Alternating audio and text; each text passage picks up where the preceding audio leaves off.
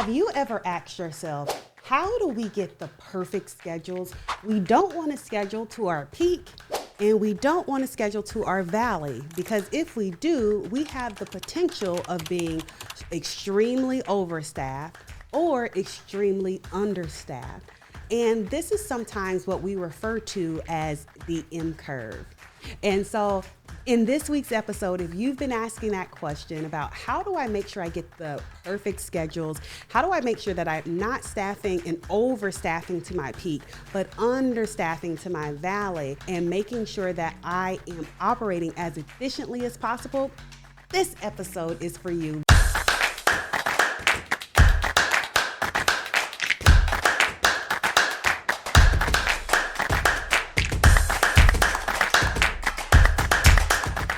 Welcome to WFM Tipsy Thursdays. I am your show host, Juanita Coley, the Contact Center Whisperer. And this week we have the amazing, the epic, the awesome Victor Saldana, all the way over from Aldo Group, workforce manager over there. Thank you so much for being our guest on this week's episode. You could be anywhere in the world and you decided to come hang out with me. So I really appreciate that. I'm super excited, Victor, to be talking to you this week about the M curve, right? And so for those that don't know, we are in chapter 3, all right, or technically it's chapter 4, where we are using WFM Go Beyond to have all of our conversations this year. If you haven't grabbed your copy of WFM Go Beyond, go over to WFMGoBeyond.com, grab your copy of the book, and follow us as we go beyond to being a transformative leader in workforce management and in operations. And so this week we are talking again about the M curve, Victor, and I'm super excited to have you on because I know you last year you did a lot of things. I'm going to let you kind of tell the audience here about all of the work that you guys have been working on. But the M curve is something that catches organizations by surprise all the time, right? They have this peak and they have this lull of volume and these requirements for their organization. And if they staff to the peak, then they have the potential of being severely overstaffed and spending a lot of money. And then if on the flip side of that, if they staff to their valley, right, then they are severely understaffed and not meeting service levels, employees are burnt out.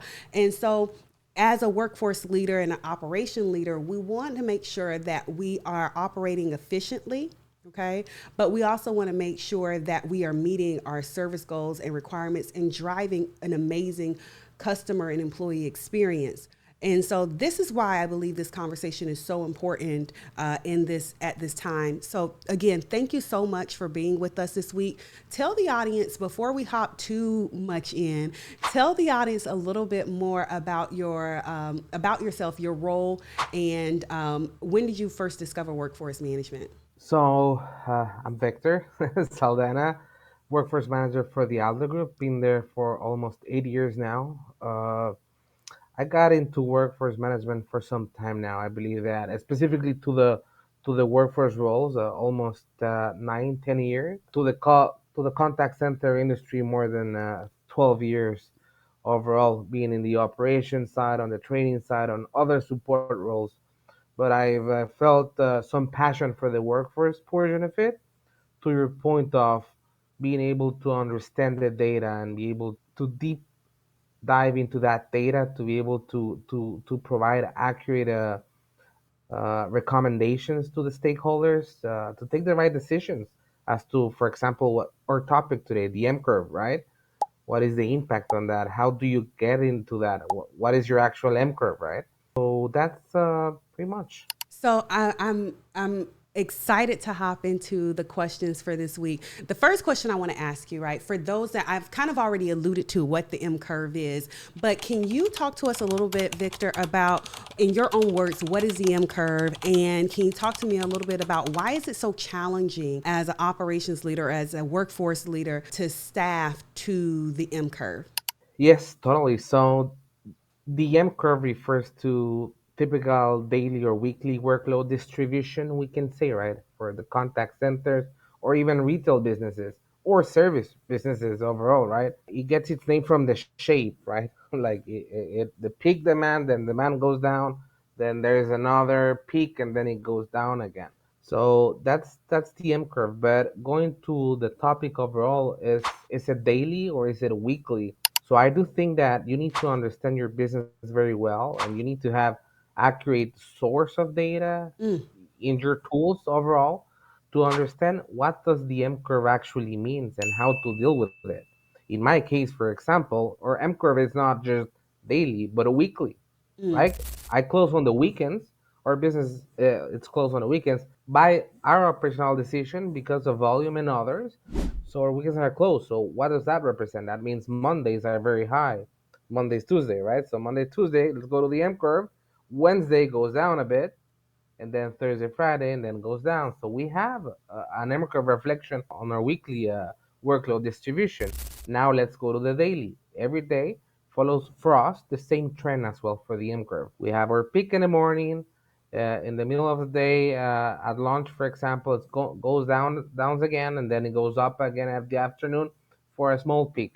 Right now, that's what the M curve is. And now to your one of the things you mentioned is how do you deal with it, right? How you don't want to staff to hold the peak, but you also don't want to like staff for the bottom. Like what is the correct balance? Those are things that we do on the scheduling section, right? Yeah, that's so good. And something that I love that you mentioned, Victor, is not just looking at the in curve from your daily perspective, but also your weekly distribution.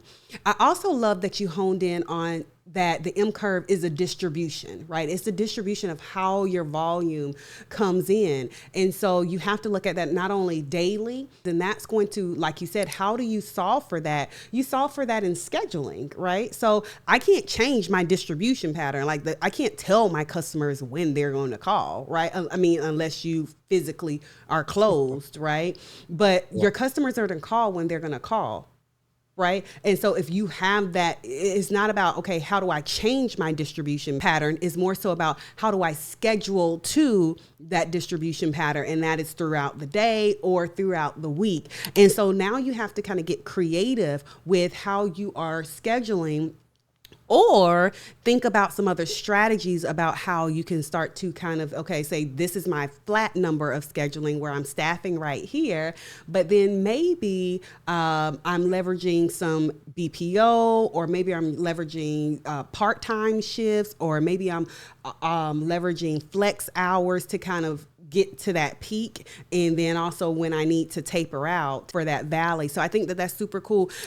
Hey, are you ready to identify how well your workforce management strategies align to your CX, customer experience, EX, employee experience, or your business profitability goals? Well, take our free 5-minute assessment at WFMGoBeyondScore.com and get your personalized results and recommendations delivered directly to your inbox. WFMGoBeyondScore.com. See you there. Can you talk to us a little bit about how have you seen organizations when they are thinking about that M curve, right, whether it's daily or weekly, begin to solve for scheduling for that M curve? So there are different ways, as you mentioned, to try to solve the issue, but it all comes to taking the right actions and being able to bring the data and possible outcomes of those actions to your stakeholders. Now, let's talk about possible solutions, like what other companies are doing. What does the industry actually do on the scheduling part to fix it, right? You have part timers, right? So the one option is fill it out with part timers. I believe that the solution to it is a combination of solutions, right? There's not a one size fit all, but other than, yeah, different solutions, a combination of to get to where you want to be at. So, yeah, you combine part timers, but you have the scheduling aspect of the pauses, right? When do you have your lunches? Where do you have your breaks? In the morning, in the afternoon? Do you have a BPO center? You have in-house? Do you have a blend of both? Are they both on the same time zone? If they are not, actually, you can take advantage of that. Yes, Uh, that's a good one. right? Yeah, yeah. You put your EST zones to the lunch earlier, what they actually are gonna be happy on having, and your BPO has I don't know, different times, so you put them later and they also enjoy having that. So then you find a bit of a leverage, but you have them all logged in on those peak time, right? You also have, for example, other people that have different departments like back office, emails only for the moment, but they are blended into having different skills. So when the live channels require full staff, you staff them into live channels, right? Yes. So we've covered that. You play with the BPO staffing, your in-house operational staffing, possible blends, part-timers, flexibility on the scheduling aspect of time off activities. So all those, when you combine them, you're able to maximize the capacity of those intervals. And I think that's the main focus, maximizing it. But you don't necessarily gonna get to 100% each time, but that's when you have enough data and you bring it to your stakeholders and you see if that's fine. Hey, are you okay that for 70% of our shift we are at 100, and on those intervals we get to 90, 80 with this action? If that's okay with the stakeholders, if that's okay to the consumer as well, then you're fine. But if more things are needed to be done, then we do more things, right? Like then we can actually bring in more things such as technology. Try to, like you're saying, we cannot necessarily tell the consumer when to contact us. But another thing that I've played with on this past year, based on my new technology partner, is I've been able to deflect the volume, not necessarily not contacting you back, but bring back the consumer into a different time depending on the need. It's not Yes. urgent, That's then good. hey, yeah, it's not urgent, then send us an email. It's not urgent, then right now the whole time might be this, but we're gonna get you very fast at noon. I don't know. You can try to variance that and flatten the curve again using the other resources that you might have available. I hope y'all got all those nuggets that Victor just dropped. I mean, he just dropped so many. One, it's not a one size fit all, and there's not a right or wrong way per se to solve for the M curve, because every business is many of the things that you highlighted on that I want to really step down on a little bit more, Victor, is that it's a business decision. You have to talk to your stakeholders like, hey, is it okay if we offer, part-time shifts? Is it okay if we offer flex shifts? Is it okay if, we leverage the BPO for this time? Is it okay if part of our operations is East Coast and West Coast, that we leverage some of the West Coast people on this side of the, M curve, or the East Coast people on this side of the M curve, because all these different things. I loved how you honed in on the technology piece around, like, okay, maybe we can flatten that M curve a little bit if we are able to alleviate some of, or you use the word deflect, right? You were talking about offering callbacks, basically, right? Like saying, hey, call back at a different time. But another thing that we could be thinking about as another option, which is self-service, right? Like, hey, instead of talking to an actual agent, maybe it's something that they can actually self-service in the IVR, right? So that it alleviates the call volume altogether. So we have alleviating and deflecting, to a time that is more convenient or has more people staffed, or a better time for the business. Again, like you said, if it's not urgent. So it's so many different things that you can do, I think, as a workforce leader that is thinking about, how do I go beyond just the basics of creating a forecast and scheduling my agents and doing intraday. How do we get leaders like yourself, right, or to say, or people to lead like you, right, to think like what Victor just said? Oh, okay, I can do this, I can do this, we could do this. It's all these different options that you can do. But one thing that I think is super important is one of the things that you said, which is we have to include our stakeholders, right? We have to include our stakeholders, and the stakeholders, and this is why I'm always preaching this. I'll preach it until the day that I die. It's a hill that I'll die on, right? That workforce has to have a seat at the CX and EX table. Workforce cannot be just a department that you call on to say, oh, give me the forecast, or, oh, create some schedules. No, because you have leaders like Victor, right, who are saying, well, why don't we do this? And we could do this. And because you're seeing the full picture, you're seeing, okay, People are calling in. This is how many people I have. These are some of the options that we can do. And until workforce leaders like yourself have a seat at that CX customer experience and that EX employee experience table, we will continue to do just the tactical things to say, okay, well, you just want to forecast. This is what your forecast is. Or, oh, okay, you just want me to create the schedule. This is what the schedule is. We have to be at the table. Your WFM leaders have to be at that table offering these type of recommendations that you just offer, because they are just absolutely amazing. Hey, transformative leader, listen, have you grabbed your copy of WFM Go Beyond? Go and grab your copy at WFMGoBeyond.com. WFM Go Beyond is sectioned into 2 sections. Section 1 is the foundation and the fundamentals of workforce management.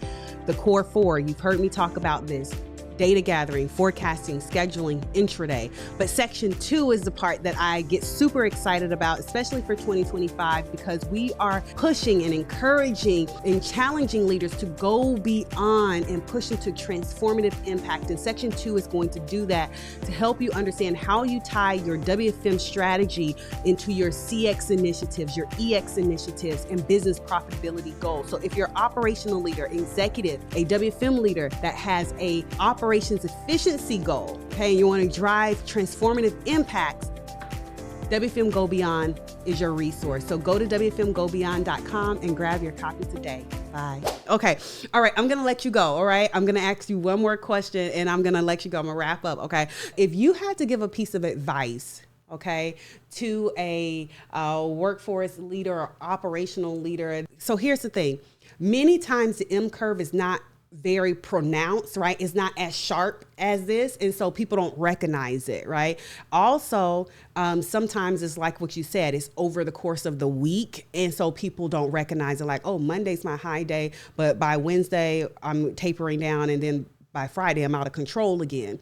Right. And so sometimes people don't recognize it right away. So they don't realize that they even have the M curve happening in their organization. What piece of advice would you give to an operations or a WFM leader that feel like they may have the M curve thing going on, but they're not really sure how to address it? My advice would be to, again, fall in love with the data and go deep dive into the data. I think that, as you were saying, sometimes you're not able to recognize it, but because you're trying to, well, it's not being brought up on the right way. It's not in your CSAT. It's not in comments from customers. It's not even comments from your associates or from your operation. So I think that, again, you need to rely on the data, go back to your systems, to your technology, be able to realize what is going on through those numbers, because it's going to be very clear. It's going to be very clear that on X time, your ASA is going up, your average speed of answer is going up, your service levels are going down. So it is important that sometimes you look at the big picture the entire week and you're going to say, oh, my abandonment rate is good. My speed of answer is amazing. My HT is doing amazing. So you might sometimes skip the part of, actually, there are some intervals being hit very hard, and that's when you need to go back and actually go scrutinize the small details. And I think that, as in our relationship, in anywhere, like in many other examples, I think that details are what actually might drive performance excellence. So that, for me, that's it. I absolutely love that. Victor, thank you so much for coming to hang out with us this week on WFM Tipsy Thursdays. Guys, how epic was that? Like, that was so epic. If you are looking for Victor, you can find him on LinkedIn, Victor Saldana. And again, so epic. He's a workforce manager. Again, this week we were talking about the M curve, which we talk about in WFM Go Beyond. So again, next week we're going to be pushing into starting to talk about intraday and tactics and strategy around intraday in real time. So make sure that you catch those episodes. If you haven't catched the first episodes this year, I hope that you would go back and watch those episodes. Again, remember, grab your book, WFMGoBeyond.com. And then also, okay, we aren't just talking about workforce management this year, right? There's a whole workbook, okay? There's a whole workbook so that you can work through these exercises. If you're building a workforce management team, you can go at WFMGoBeyond.com to grab your book or your workbook. and work through these exercises. Victor gave us so much great insight on the M curve and things to look for. I love his last nugget around looking at the data. So many times we're hitting our service level or we're getting great CSAT scores and different things like that. And so it's not showing up in those metrics. And so we're not checking for it. However, if you look at that data, okay, you will be able to paint and be able to see, okay, even if it's not as pronounced as a traditional M, right, you'll still be able to see some type of curve somewhere if you have it happening within your organization. But it goes back to what Victor said, looking at your data. Y'all already know what to do. Thank y'all so much for tuning into this week's episode about the M curve. If you have questions, you have a topic you want us to cover, make sure you visit us online at wfmgobeyond.com to get a copy of your book, enter show topics, all the different things. Until next time, go be great and let's make impact. See you guys soon. Bye.